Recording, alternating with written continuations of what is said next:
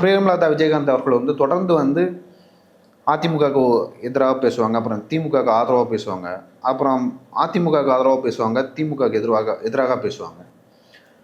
அவங்களோட ஸ்டாண்டில் வந்து அவங்க நிலையாகவே இல்லை அப்படின்னு சொல்லிட்டு நான் நினைக்கிறேன். ஏன்னா வந்து ஒவ்வொரு டைமும் வந்து மாறி மாறி பேசிட்டு இருக்காங்க.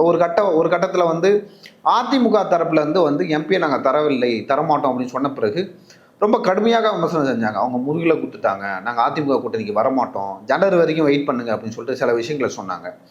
அந்த விஷயங்கள்லாம் பார்க்கும்பொழுது அந்த எம்பி பதவி தராமல் சுதேஷுக்கு வந்து தவிர்த்துட்டாங்க அதிமுகவில் வந்து. ஏன்னா அதிமுகவை பொறுத்தவரை அடுத்த வருடம் தரன்றத ஒரு ப்ராமிஸ் கொடுத்துருக்காங்க. அதிமுக தரப்புலேருந்து அவங்க பிரேமலதா விஜயகாந்த் என்ன சொல்கிறாங்கன்னா, அவங்க வந்து இயர் போட்டு மென்ஷன் பண்ணாமல் வந்து சொல்லிட்டாங்க, அதனால் வந்து அவங்க இஷ்டத்துக்கு பேசுகிறாங்க அப்படின்னு சொல்லிட்டு சொல்கிறாங்க பிரேமலதா விஜயகாந்த்.